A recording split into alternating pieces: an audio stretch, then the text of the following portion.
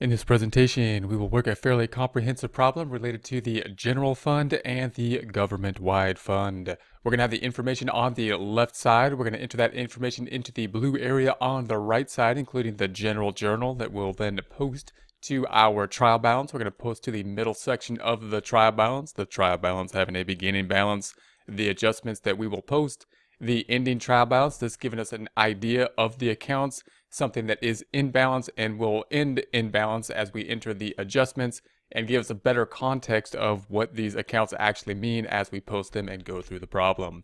Then we'll have the government-wide accounts. We'll do the same thing.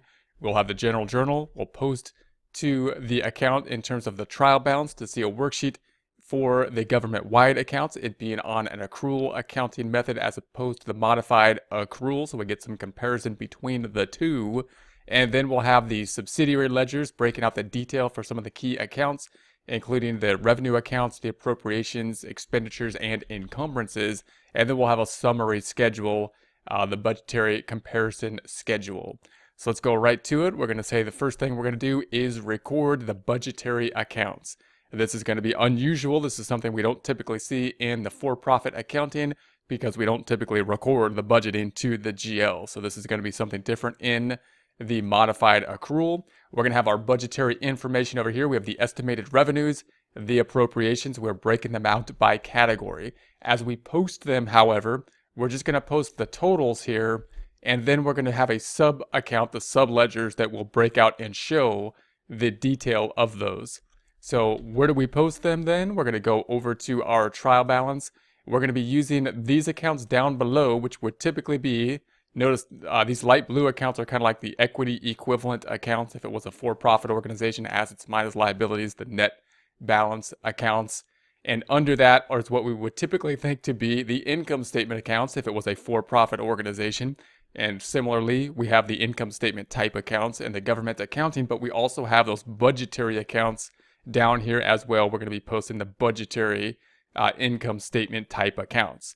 Those will include, then we have to determine which of those are. We got the estimated revenues and we have the appropriations.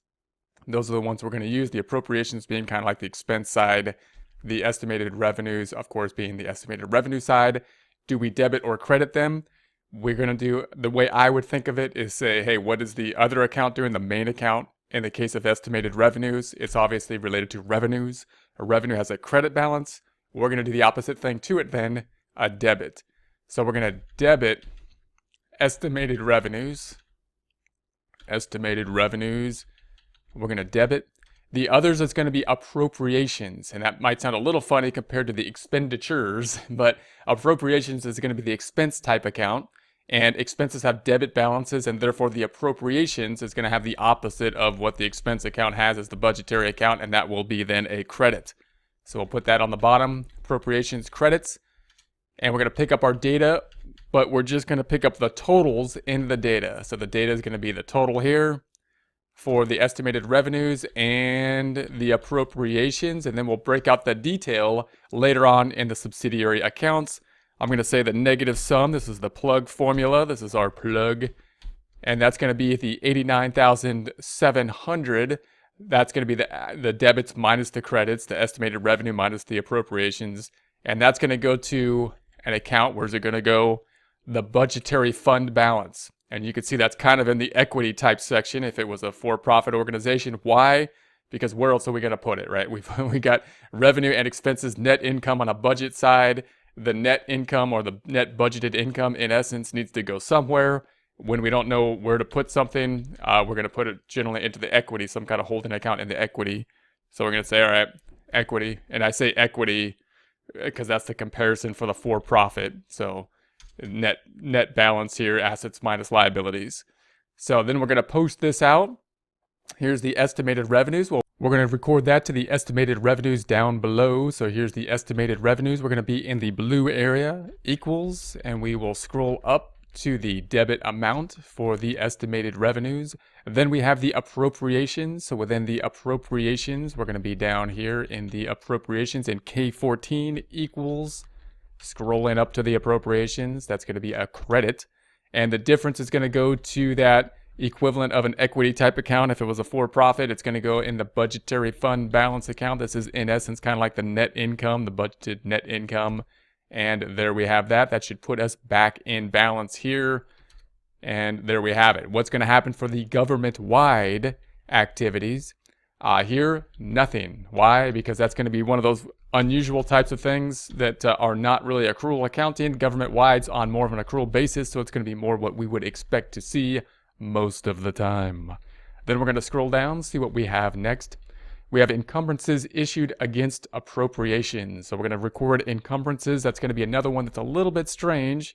If we go over here, we see encumbrances. We're going to break out encumbrances between year 1 and year 2 so that we could see the activity between them, the two of them. You'll note we still have an outstanding encumbrance for year 1. The current year is the year we're in, is year 2. So this is going to be current year, prior year. You can think of it in that format. Note the encumbrances are not the same as expenses or expenditures, which is going to be the equivalent or the same or similar thing as expenses. And they're basically going to be a holding account. So they're not a budgetary account and they're not expenditures. They're another thing that's basically going to say, hey, we've already allocated this money out for the encumbrances, although we haven't been able to record it yet based on our modified or adjusted accrual basis at this point in time. So we're going to record the encumbrance. Then when we have the expenditure that needs to be recorded, we'll reverse the encumbrance and record the expenditure. So to do that, we're going to go up top and we're going to say encumbrance is going to act kind of like an expense because it's going to go up. And the other side, however, is going to go to, we don't know where to put it, right? We don't have any other place. So where's it going to go? To some kind of equity equivalent type of account. So it's some kind of net assets minus liabilities type of account. So we're going to put it into the encumbrances outstanding. And the amount is going to be the total amount. So I'm going to take that from the total down here. We're not going to break it out by category. We'll break it out later when we take a look at these subsidiary accounts. So there's our journal entry for the debit and credit. So we have our encumbrances. Let's post it down here in the encumbrances. We are in cell K17 equals, and we're going to scroll back up to those encumbrances, and there we have it. The other side is going to go to the encumbrances outstanding. Encumbrances outstanding in K10 equals, actually that was, we want year 2. It's going to be in K11.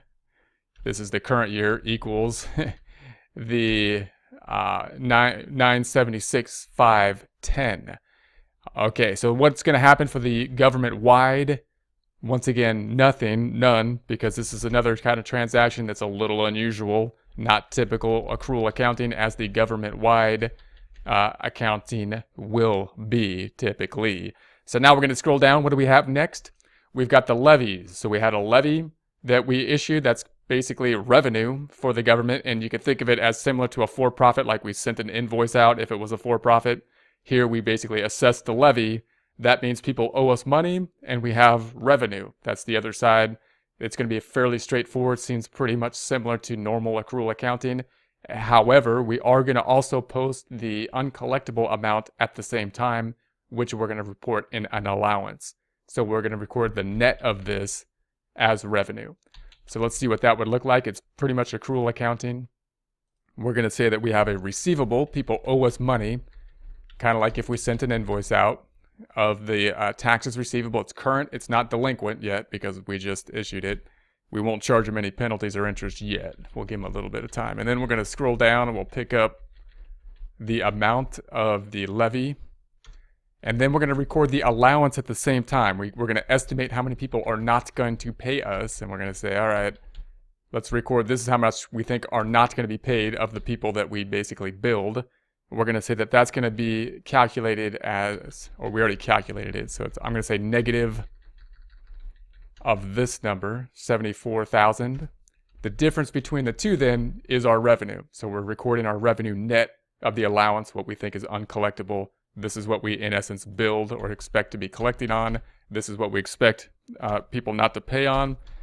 And the difference then is debits minus the credits, or that 2 million. And we're going to say that that's going to be the revenue. So not estimated revenue this time, but actual revenue.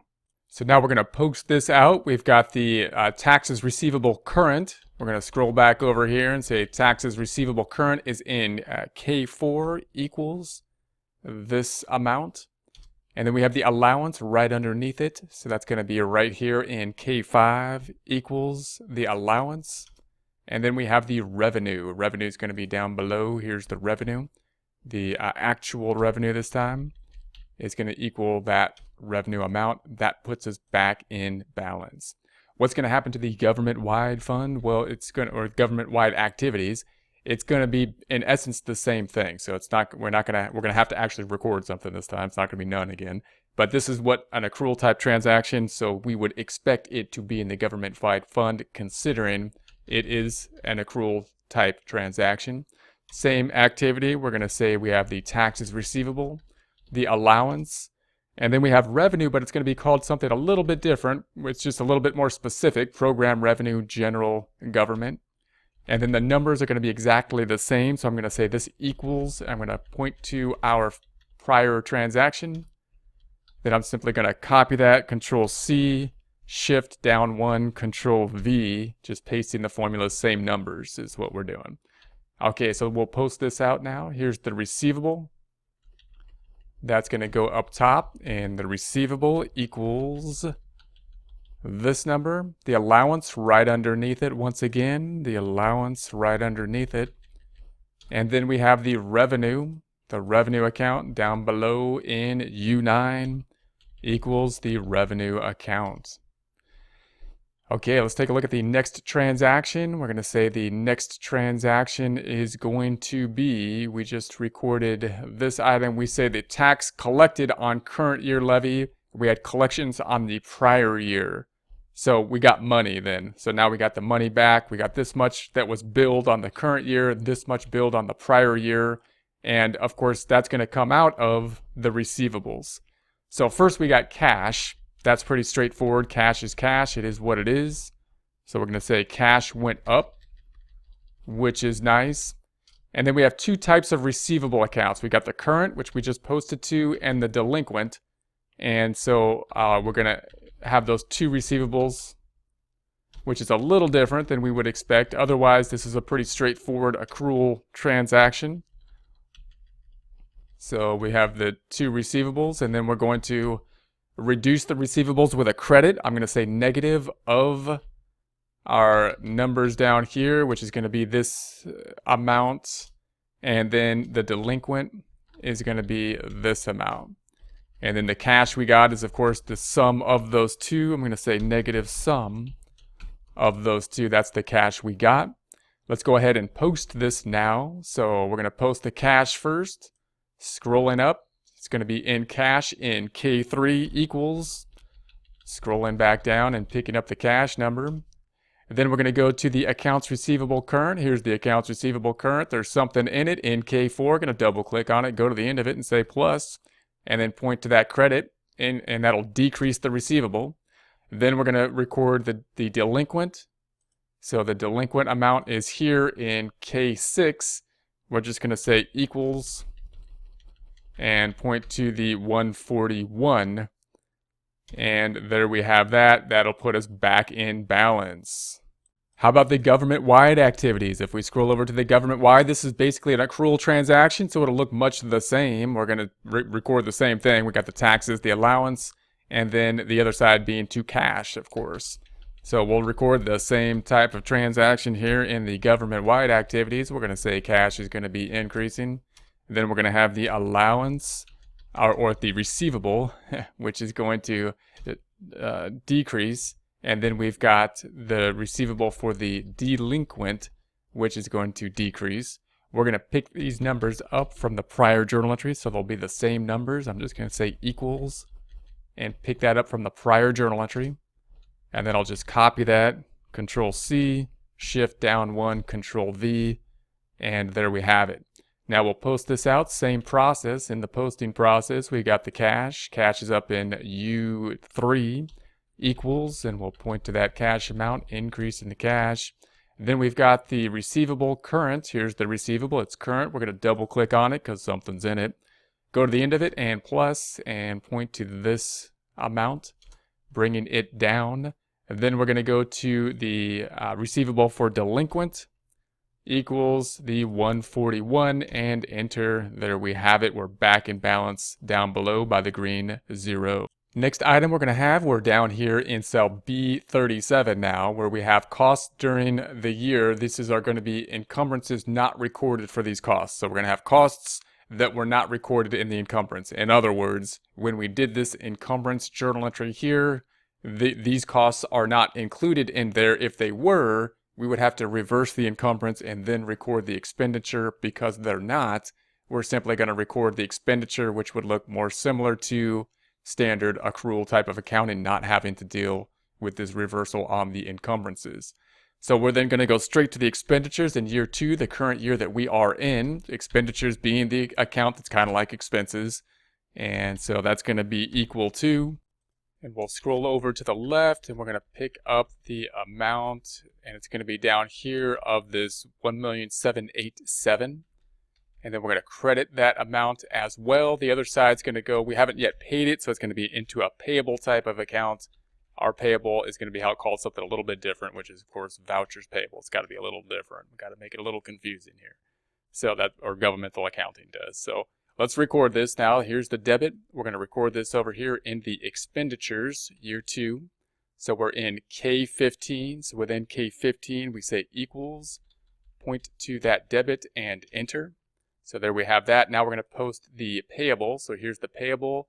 We are in K7 equals, scrolling back down to the payable and enter. So there we have that transaction. And we are back in balance. Let's do the same thing for the government-wide accounts. So we're going to be back over here, government-wide. It's going to be similar, but we're going to give more detail to it. So in other words, we have expenses rather than the expenditures. And we've broken them out between the general, the public safety, and the public works, and the health and welfare. So we're going to break them out, break out the detail here. So we're going to say debit the expense. I'm just going to autofill that down to pick up the other expenses related to it. So we autofill that down, and then the other side is going to be the credit equal to the credit, which is going to be the payable. So same thing, but we're breaking out the expenses. Now, this is a little bit of a trick to pick up this first expense. We're going to pick this up by saying equals, go all the way over to the left, all the way down to our expenses. And we're going to be picking up, once again, the general and the miscellaneous to be put in the general. So this item plus the 12 for the 432, and then equals in the public safety, scrolling back over, scrolling back down. And we're picking up the public safety, and that's going to be in these items. We're going to pick up the 644 that I'm going to autofill down, which will pick up the other 2. So we're going to say enter, and then I'm going to put a cursor back on that, autofill it down to pick up the other 2, like so. Then we're going to do our sum or plug function formula to fill this part in for the credit. So the credit is obviously just going to be the same as adding those numbers up for the credit. And then we can post this out. So we're going to go to expenses for the general. Expenses general is right here in U12 equals, scrolling down to the 432. Then we have the expenses for the public safety. So that's in U13 equals, scrolling down. There we have that. Expenses public works equals, scrolling down and enter, and then expenses for the health and welfare equals, scrolling down. Then we're going to post to the payable, which of course is our orange account up top in U7 equals, scrolling down. There we have that. We're back in balance. So we're going to scroll all the way back over. I'm going to scroll back down. The next item we're going to pick up is down here where we have invoices for items ordered, were received, and approved for payment in the amount of $14,650. And then it says encumbrances had been recorded in the prior year for these items in the amount of $14,990. So we recorded encumbrances in year 1, last year, prior year, and the actual amount is $14,650, which it came due this year. So we need to reverse the encumbrance. And this is where those encumbrances are a little bit tricky, where we recorded the encumbrances for prior year in year 1 and year 2, the current year. You'll note that year 1, this encumbrance is hanging around over here, And you could see that if you have basically a trial balance to look at. And then we have the encumbrance outstanding for year one. So notice this isn't like a temporary account. You would have expected it to close out to like the equity type accounts if it was a for-profit. But the encumbrances, remember that they're not budgetary accounts and they're not normal type of expense or expenditure even type of accounts. So they may not always clear out because they're really kind of a clearing account. So once we actually receive the expenditure, we need to reverse the encumbrance. So what we're going to do here is reverse now the encumbrance from prior year that's hanging out down here in what looks like a temporary account that we would think would have cleared out but doesn't all the time because it's an encumbrance. And then we're going to record the expenditure related to it. So this is the same thing we had to do to reverse the encumbrance before, but now this encumbrance is just hanging around from the prior period, which makes it a little bit unusual. So in essence, we'll just reverse the encumbrance. So we're going to say we got to reverse this just like we did when we reversed the last encumbrance, and then we'll record the expenditure. So we're going to say the encumbrance for year one. Well, we need to debit first the encumbrance outstanding, and then we're going to credit the encumbrance to make this go down to 0. And then I'm going to pick up the amount, which is going to be equal to, I'll scroll down and pick up the amount from down here, the $14.90. That's the debit and the credit. Then we'll post this. So I'm going to scroll back up top, and we're going to say the encumbrance outstanding is right here. We're in K10 equals. Scrolling back down, we want to pick up that $14.90 and enter. It makes that go down to 0. Then we're going to post the credit to the encumbrances, which is going to be here for year one. Prior year, we're going to call year one the prior year. And so we're going to equal, and that makes that go down to 0. Now we're going to record the related expenditure, which is something slightly different because this could have been an estimate. The actual amount it could be different. It's going to be slightly more in our case. And we're going to record it. And now note what we're going to do here. We're going to break it out between the two expenditures. We're going to relate the account that's going to be kind of applied to year one expenditures, which is going to be equal to the encumbrance amount. And then the difference we're going to say is applied to year two expenditures, and that's going to be equal to the actual amount minus the encumbrance amount. And so that's a little bit of a tweak in the process there. And then we've got the credit, which is going to go, we're going to say we haven't paid it. We're going to say it's going to go to vouchers payable. So we'll say it goes to vouchers payable. So there's going to be our transaction. Similar transaction, just a little twist on it with the fact that those encumbrances can hang around after the year end. We're going to go to the expenditure now. Expenditure for year one, prior year in K16 equals, pointing to the $14.90. And then we have the expenditure for year two. Expenditure for year two, something's in it. Double click on it, go to the end of it, plus we're going to pick up that $5.60. Then the voucher payable is the credit. We're going to be up top, voucher payable, something's in it. In K7, double click on it, go to the end of it, plus put the cursor back down, and we're going to pick up the credit $14,650. There we have it. What do we do for the government-wide? So we're going to scroll back over to the government-wide now, and it's going to be a similar transaction, but we don't have to deal with this encumbrance business, and so it's going to be easier. We're just going to record it to an expense for the actual amount, as we would typically do under an accrual basis, and the payable related to it. And we're going to group it into which expense. We're going to just say it's going to go into the public safety. We're going to say that this was an expense applicable to the public safety. And so we're going to say it's going to be an expense, public safety, and then we're going to credit, and I'll say this equals, and we're going to pick up the actual amount, and then we're going to credit this, and that's going to go to the payable account, as would be expected. And then we could post this out. So here's going to be the expense. We're going to scroll up. We've got the public safety. Here's the public safety. Something's in it. Going to double click on it. Go to the end of it. Plus, put the cursor back down and scroll on down to that $14,650 and enter. Then we're going to go to the voucher payable, which is where the credit will be. Here's the voucher payable. We're going to go to U7. Double click on it. Go to the end of it. Plus, put the cursor back down. Whoop. Put the cursor back down. And then going to go down to the credit. And there we have it, back in balance, green zeros being shown. Now we'll scroll over to the next item, and we'll see the the encumbrances for the current year that are going to be paid. So if we scroll down, we've got these two columns down here that say that we have invoices were received and approved for payment for items ordered. So items are going to be related to the encumbrances. So we have the actual amount and then we have the estimate. So in other words, we recorded the encumbrance up top, which was these amounts, and we recorded that in this journal entry, debiting the encumbrance, crediting the encumbrance outstanding. Just a holding account.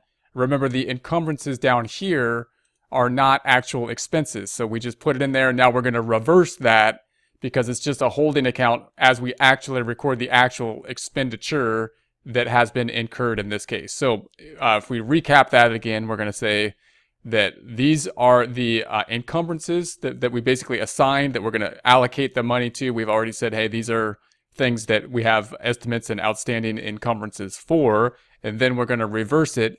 Now, these numbers, when we reverse it, we're going to have to know two numbers. We need to know the related encumbrance that we need to reverse, because we may not reverse the whole encumbrance, and we need to know the actual amount, which may be different because the encumbrance may have been an estimate. So we're going to reverse the encumbrance with the estimated amounts that are related to the actual amount, and then we're going to record the actual amount in terms of the actual expenditure. So we're going to reverse the encumbrance using the estimate, this number, and then we're going to record the actual expenditure with a separate journal entry with this number. Let's see what that'll look like. Let's scroll back up top and record this item. We're going to say this is going to be a general journal entry. Here we go, and it's going to be, we're going to say encumbrances outstanding, because we're going to reverse this, and then encumbrances. So we're going to reverse the encumbrances. They're kind of like an expense account, but they're only a holding account. So to make it go down, we're going to do the opposite thing to it. And that's going to be equal to the estimated amount. So here's the estimated amount.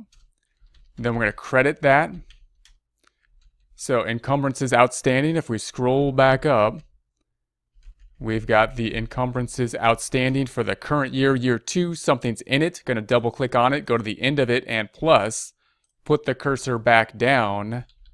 And then where we have the encumbrances for year 2, encumbrances outstanding.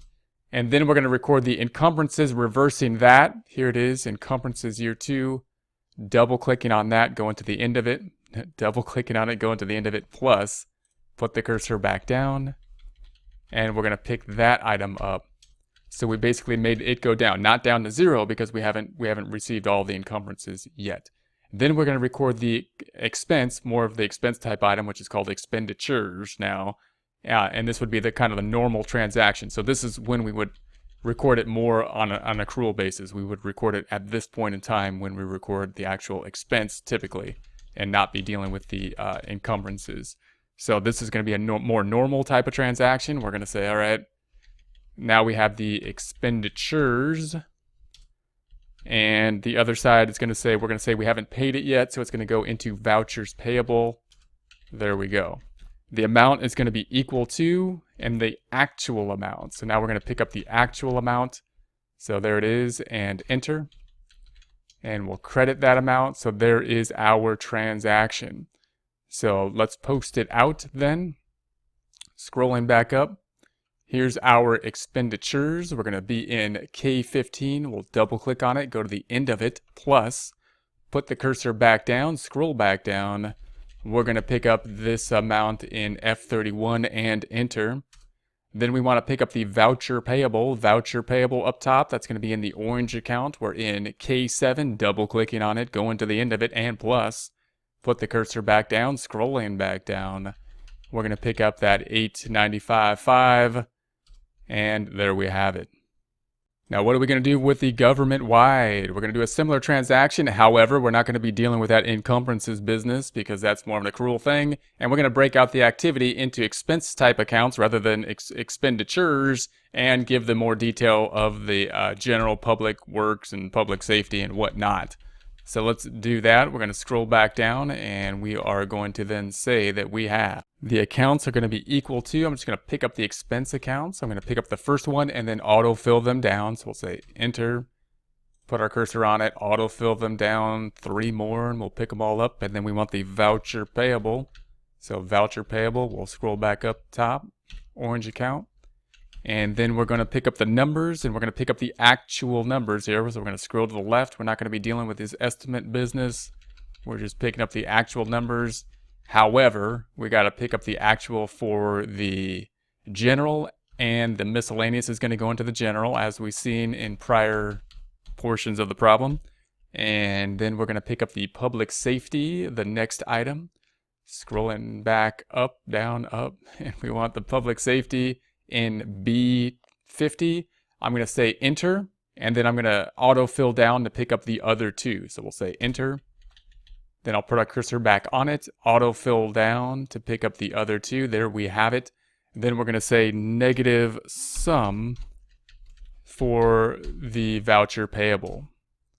All right, now we're going to post this out. So we're going to scroll back up, and we have the expenses. Double clicking on the expense, plus put the cursor back down. We want to pick up the expense down here, the 141.7. And then underneath it, we've got the public safety. Double clicking on it, go to the end of it, plus put the cursor back down. We're going to pick up the public safety. Next, we're going to pick up the public works. So enter. Next, we're on public works. Double click on it, go to the end of it, plus put the cursor back down. We're going to pick up the public works. Next, we're going to pick up the health and welfare. So enter. We're on health and welfare. Double click on it, go to the end of it, plus put the cursor back down. Health and welfare. Next, we're going to pick up the voucher payable. So enter. Voucher payables up top, U7. Double clicking on it, go to the end of it, plus put the cursor back down. And we're going to pick up the voucher payable. So there we have it. We are back in balance, indicated by the green 0. Next item, we're all the way to the left. I'm going to scroll back down to the next item. We got these three items here, which are revenue for the license and permits, and then the intergovernmental and miscellaneous. So this is what we're going to record. In the general fund, we're just going to sum these up and record them all as you would think, debiting cash, crediting revenue. So it'll be pretty straightforward for our first transaction in the general. So we're simply going to say cash is going to be the debit.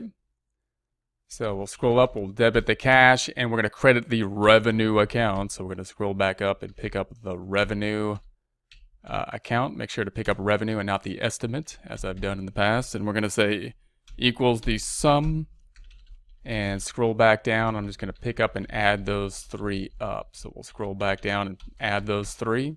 So there's going to be our revenue, and we're going to credit that amount as well.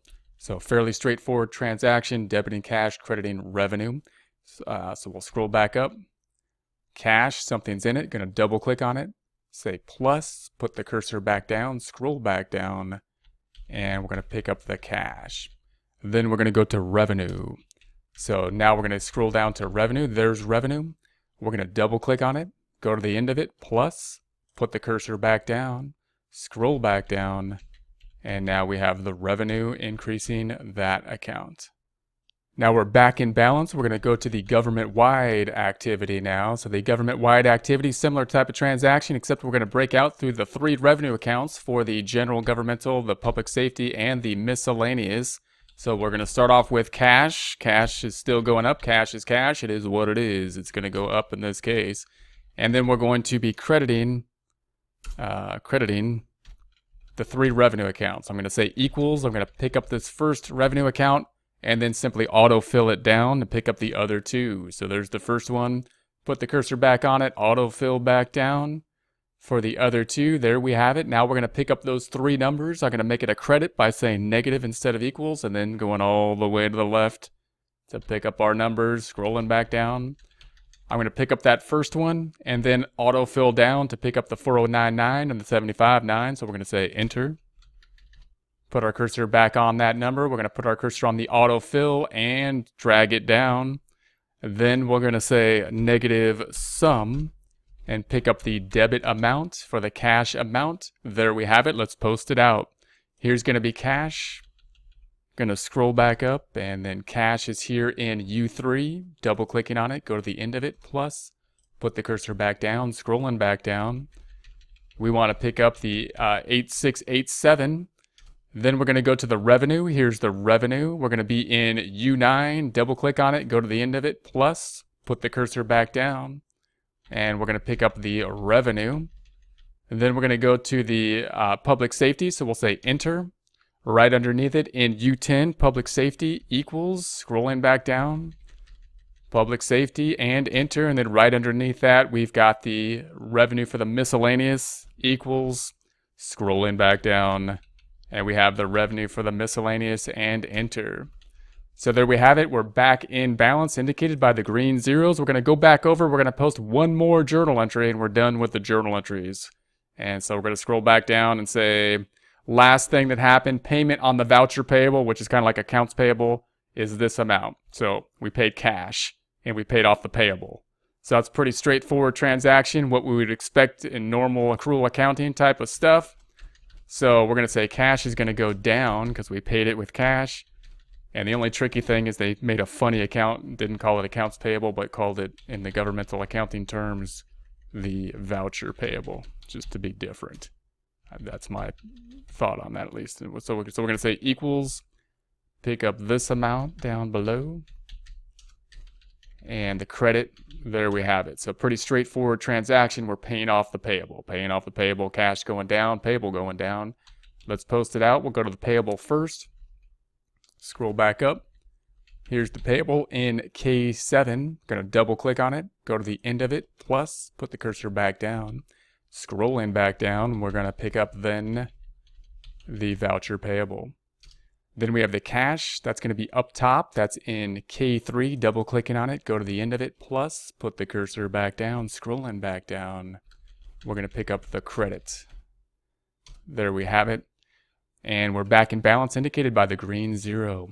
Let's go do the same thing for the government-wide activity. It's going to be in essence the same thing. This is a normal type of transaction. Nothing too funny going on. So we would expect the same type of activity for the more of a accrual-based accounting on the government-wide activities. So we're going to say that the voucher is going to be the debit, and the cash I'm just going to pick up right here. The number is going to be the same. I'm just going to pick it up from the same journal entry we had prior. Same number. And there's the debit, there's the credit. There we have it. Same thing, same items, posting in the same way. Let's do it. Scrolling up top. Here's the voucher payable. Something's in it. Double clicking on it, go to the end of it, plus, put the cursor back down, scrolling back down, picking up the debit. Then we're going to record the cash. I'm going to say enter. Cash up top. We are in cell U3, double clicking on it, go to the end of it, plus, put the cursor back down, scrolling back down, and we are now going to pick up the credit to cash, the credit, there we go. And we are back in balance indicated by the green zeros.